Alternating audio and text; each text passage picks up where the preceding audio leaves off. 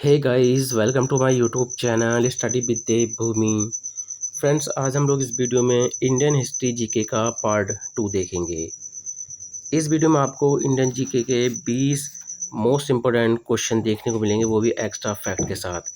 Guys, अगर आपको video 1% भी अच्छी लगती है तो वीडियो को लाइक करें, कमेंट करें और वीडियो को अपने दोस्तों के साथ ज़रूर शेयर करें।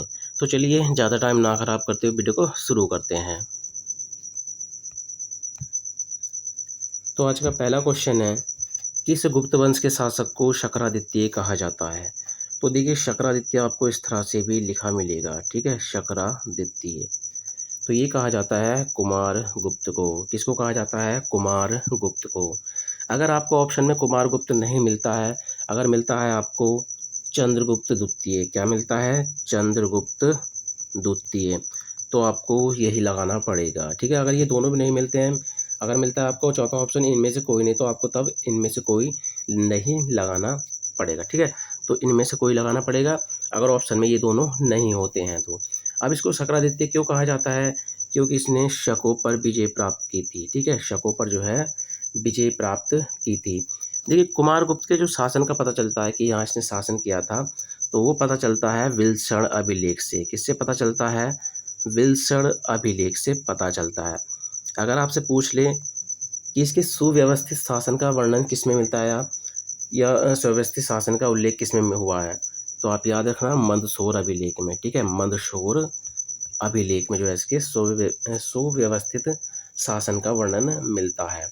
अब देखिए, गुप्त जो है कुमारगुप्त गुप्त वंश के शासकों में एक ऐसा शासक था जिसके सर्वाधिक अभिलेख थे, ठीक है। तो गुप्त शासकों में सर्वाधिक अभिलेख किसके मिले हैं? कुमारगुप्त के मिले हैं।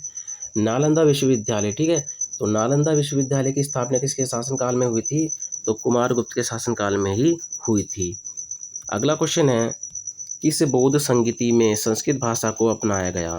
तो किस बौद्ध संगीति में जो है संस्कृत भाषा को अपनाया गया था? तो ये अपनाया गया था चतुर्थ बौद्ध संगीति में।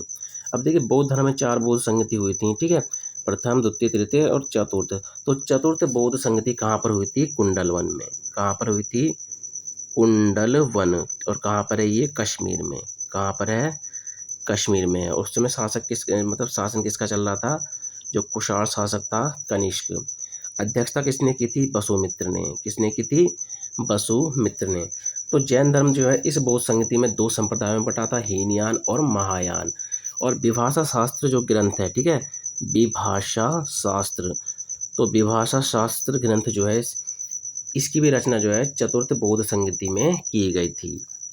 अगला क्वेश्चन हो जाएगा, भारतीय भूभाग पर सिकंदर की अंतिम विजय किस राज्य के विरुद्ध थी? तो ये थी पाटल के विरुद्ध। किसके विरुद्ध थी? पाटल के विरुद्ध। अगला है, मिस्र के शासक टॉलमी द्वितीय ने डायनोसियस राजदूत को किसके दरबार में भेजा था? तो देखिए, डायनोसियस जो है ये टॉलमी द्वितीय का राजदूत था। अब इसने किसके दरबार में इसको भेजा था? तो आप याद रखना बिंदुसार के दरबार में, ठीक है, बिंदुसार के दरबार में भेजा था। अब देखिए, बिंदुसार का जो शासनकाल था 298 ईसा पूर्व से 273 ईसा पूर्व तक था, ठीक है। अब देखिए, इसे जो यूनानी लेखक थे क्या बोलते थे इसको? अमित्र चेट्स। क्या बोलते थे इसको? अमित्र चेट्स बोलते थे या अमित्र घात बोलते थे? क्या बोलते थे? अमित्र घात बोलते थे। तो आप याद रखना, अगर पूछ लेगा कि अमित्र चेट्स या अमित्र घात किसको कहते हैं, तो बिंदुसार को कहा जाता है। अब इसको देखिए, सिंहसेन, ठीक है, सिंहसेन और भद्रसार, ठीक है, सिंहसेन और भद्रसार भी इसको कहा जाता है। इसका मंत्री भी कौन था? चाणक्य। कौन था इसका मतलब इसका मंत्री? चाणक्य। चाणक्य या मिलेगा कौटिल्य या फिर मिलेगा आपको विष्णुगुप्त। चाणक्य का जो प्रसिद्ध पुस्तक है वो है अर्थशास्त्र, ठीक है, क्या है? अर्थशास्त्र। और अर्थशास्त्र पूछ लेगा कि अर्थशास्त्र किस भाषा में लिखा गया है, तो संस्कृत में लिखा गया है। किस में लिखा गया है? संस्कृत में लिखा गया है। और ये देखिए, राजनीति पर आधारित पुस्तक है, ठीक है, अर्थशास्त्र नाम है लेकिन ये राजनीति पे आधारित पुस्तक है। उसके अलावा जो देखिए जो सीरिया नरेश था, एंटियोकस, कौन था? एंटियोकस। तो एंटियोकस प्रथम जो था इसका राजदूत था डाइमेकस। कौन था? डाइमेकस। तो डाइमेकस जो है इसके मतलब जो डाइमेकस था इसके अनुसार बिंदुसार ने जो है एंटियोकस जो एंटियोकस था, इससे शराब, मीठे अंजीर और एक दार्शनिक की मांग की थी। तो क्या करा था सीरिया ने, एंटियोकस ने शराब भी दे दी थी इसको और मीठे अंजीर भी दिए थे, लेकिन इन्होंने राजदूत नहीं दिया था, यानी एक दार्शनिक नहीं दिया था। बिंदुसार की सभा में देखिए 500 सदस्य थे, याद रखना बहुत महत्वपूर्ण फैक्ट है ये, कि बिंदुसार की सभा में 500 सदस्य वाली एक मंत्री परिषद थी, जिसका प्रधान होता था खल्लटक। कौन होता था? खल्लटक। तो ये फैक्ट आपने जरूर याद रखना है। अगला है, कुषाण शक्ति का वास्तविक संस्थापक कौन माना जाता है? तो देखिए कुषाण शक्ति का जो वास्तविक संस्थापक है ये कौन माना जाता है? तो आप याद रखना, बिम कटफिशस। कौन माना जाता है? बिम कटफिशस। वहीं जो कुषाण वंश की स्थापना थी, कुजल कटफिशस ने की थी। ठीक है, क्वेश्चन आपसे अलग तरीके से पूछेगा कि कुषाण वंश की स्थापना किसने की थी, तो कुजुल या कुजल कटफिशस ने। अगर क्वेश्चन पूछता है कुषाण शक्ति का वास्तविक संस्थापक कौन माना जाता है, तो आपका आंसर हो जाएगा बिम कटफिशस। अब बिम कटफिशस जो था गाइस, इसको चैन काओ, याद रखना, चैन काओ, चैन काओ चैन, ठीक है, नाम से भी जाना जाता था, और इसकी उपाधि थी महेश्वर। क्या उपाधि थी इसकी? महेश्वर। अगला क्वेश्चन हो जाएगा, रणथंबोर को जीतने वाला प्रथम तुर्क शासक कौन था? तो देखिए रणथंबोर को जीतने वाला जो प्रथम तुर्क शासक था ये था इल्तुतमिश। कौन था? इल्तुतमिश। इल्तुतमिश का शासनकाल जो है 1210 से 1236 तक है। ठीक है, और 1236 से रजिया का शासनकाल शुरू हो गया था। ठीक है, अब इल्तुतमिश जो है देखिए दिल्ली सल्तनत का वास्तविक संस्थापक माना जाता है। क्वेश्चन बनता है एग्जाम में, काफ़ी बार पूछा गया है कि दिल्ली सल्तनत का वास्तविक संस्थापक कौन माना जाता है, तो इल्तुतमिश को माना जाता है। इसने देखिए चांदी का टका, ठीक है, चांदी का टका और तावे का जीतल, ठीक है, तावे का जीतल चलाया था। और देखिए सबसे शुद्ध अरबी सिक्के जो चलाने वाला जो तुर्क सुल्तान था वो इल्तुतमिश था। ठीक है, शुद्ध अरबी सिक्के चलाने वाला जो प्रथम तुर्क था ये इल्तुतमिश था। उसके अलावा एक महत्वपूर्ण क्वेश्चन बनता है कि इकता प्रथा, ठीक है, इकता प्रथा। तो इकता प्रथा की जो शुरुआत की थी ये इल्तुतमिश ने की थी, और जो तुर्कान चहलगानी था यानी चालीसा दल, ठीक है, तुर्कान चहलगानी, उसका गठन भी जो है इल्तुतमिश ने किया था। ठीक है, और देखिए इकता प्रणाली का अगर पूछ लेगा, जो इकता प्रणाली थी इसका वर्णन किस पुस्तक में मिलता है, तो आप याद रखना, सियासतनामा। ठीक है, एक पुस्तक है सियासतनामा, इसमें इकता प्रणाली का वर्णन मिलता है। अगला है, सल्तनत काल में नहर बनवाने का पहला शासक कौन था? ठीक है, सल्तनत काल में नहर बनवाने वाला पहला शासक कौन था? तो ये था गयासुद्दीन तुगलक। कौन था? गयासुद्दीन तुगलक। और देखिए डाक व्यवस्था भी जो है इसी ने स्थापित की थी। अगला है, दिल्ली की गद्दी पर अधिकार करने वाला पहला अफगान वंश कौन सा था? तो दिल्ली की गद्दी पर अधिकार करने वाला पहला अफगान वंश कौन सा था?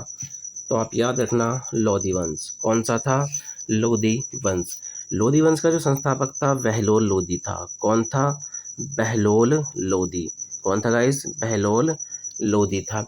अब देखिए जो आगरा नगर है, ठीक है, आगरा शहर है या आगरा नहर है, सॉरी आगरा शहर जो है, ठीक है, तो आगरा नगर की जो स्थापना है इसको बसाया था वो 1504 में बसाया था। किसने? सिकंदर लोधी ने। किसने बसाया था इसको?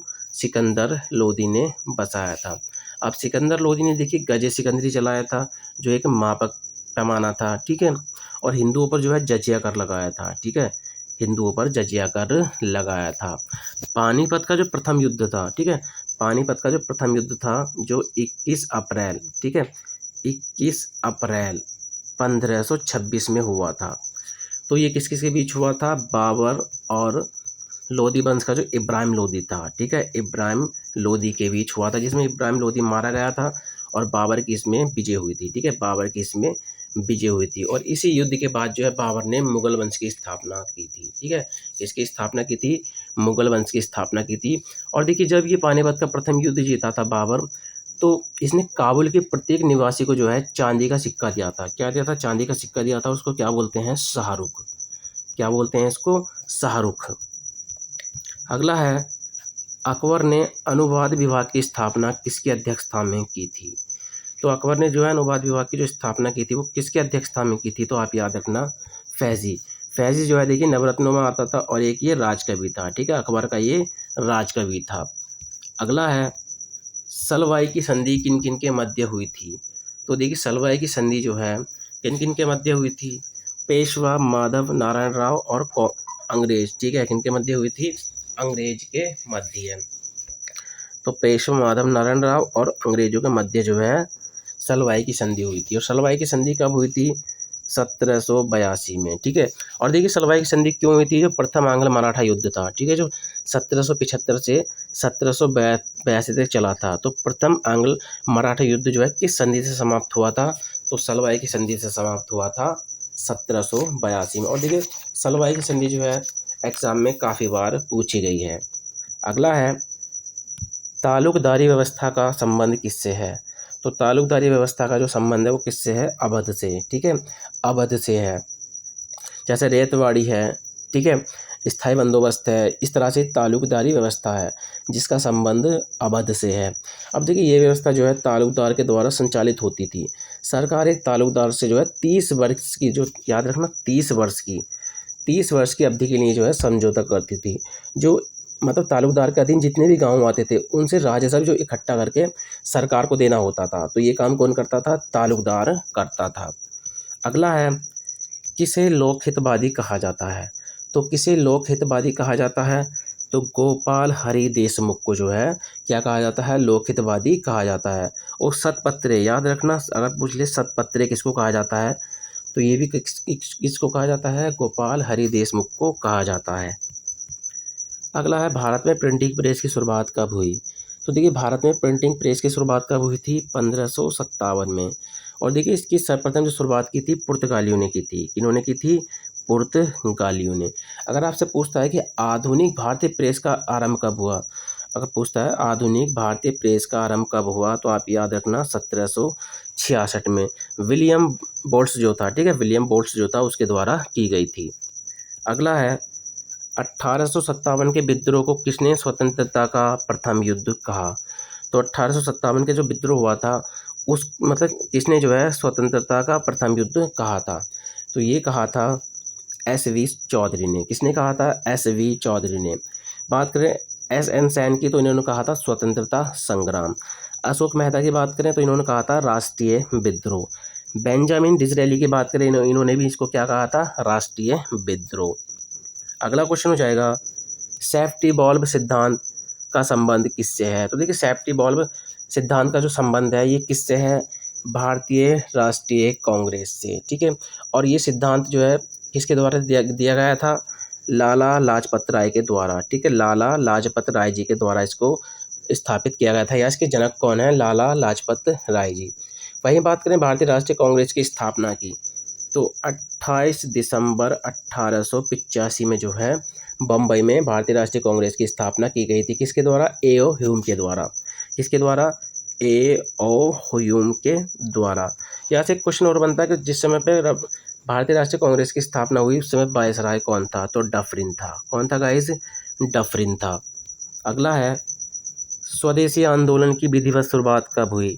तो देखिए स्वदेशी आंदोलन की विधिवत जो शुरुआत हुई थी कब हुई थी, 7 अगस्त 1905 में। 1905 में क्या हुआ था, करजन के टाइम पर बंगाल विभाजन हुआ था। तो जिस समय पर बंगाल विभाजन हुआ था उसी टाइम पर जो है ये स्वदेशी आंदोलन चला था, 7 अगस्त 1905 से। अगला क्वेश्चन हो जाएगा जलियांवाला बाग हत्याकांड की जांच के लिए कौन सी समिति बनाई गई। तो देखिए जलियांवाला बाग हत्याकांड जो हुआ था 13 अप्रैल 1919 में, ठीक है, अमृतसर पंजाब में। तो आपको याद होगा जो रोलेट एक्ट था, ठीक है, रोलेट एक्ट जो था, रोलेट एक्ट, तो रोलेट एक्ट के विरोध में ही जो है जलियांवाला बाग हत्याकांड हुआ था। जनरल डायर ने जो है यहाँ पर जो भीड़ थी, ठीक है, जो जनता थी उस पर अंधाधुंध गोलियां चलवाती थी जिसमें काफ़ी लोग मारे गए थे। तो ये जो हत्याकांड हुआ था इसकी जांच के लिए समिति बनाई गई थी, हंटर का आयोग बनाया गया था। और भारतीयों ने जो है मालवीय समिति बनाई थी, ठीक है, मालवीय समिति बनाई थी। तो इसका ऑप्शन हो जाएगा ए और बी दोनों, ठीक है, ए और बी दोनों। अगला क्वेश्चन हो जाएगा किसे श्वेत कमीशन के नाम से जाना जाता है।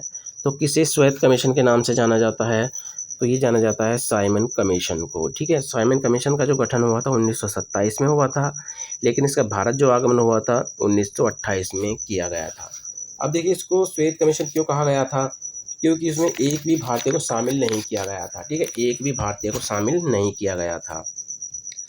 अगला है कैबिनेट मिशन योजना का गठन कब हुआ? तो कैबिनेट मिशन योजना का जो गठन हुआ था गाइस फरवरी 1946 में, ठीक है, फरवरी 1946 में।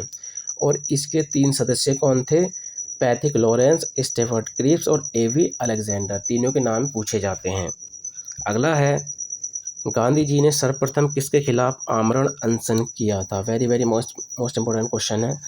तो कम्युन अवार्ड, ठीक है, कम्युन अवार्ड के खिलाफ, ठीक है। तो गांधी जी ने सर्वप्रथम किसके खिलाफ आमरण अनशन किया था? तो कम्युनल अवार्ड के खिलाफ। तो गाइस ये थे हिस्ट्री के 20 मोस्ट इंपॉर्टेंट क्वेश्चन जो आपके आने वाले एग्जाम, चाहे वो यूके पीसीएस के हो, चाहे upper PCS, lower PCS, RO, ARO, उसके अलावा और भी एग्जाम हैं। उसके अलावा यूके ट्रिपल एससी के खनिज सहायक वाला है, उत्तराखंड पुलिस वाला है, ठीक है, बंदी रक्षक पुलिस है, परिवर्तन, काफ़ी एग्जाम आने वाले हैं। उन सभी में क्वेश्चन आपकी काफ़ी मदद करेंगे। गाइस अगर आपको वीडियो 1% भी अच्छी लगी हो तो वीडियो को लाइक करें, कमेंट करें और वीडियो अपने दोस्तों के साथ जरूर शेयर करें। तो चलिए मिलते हैं अपनी नेक्स्ट वीडियो में। Thank you for watching.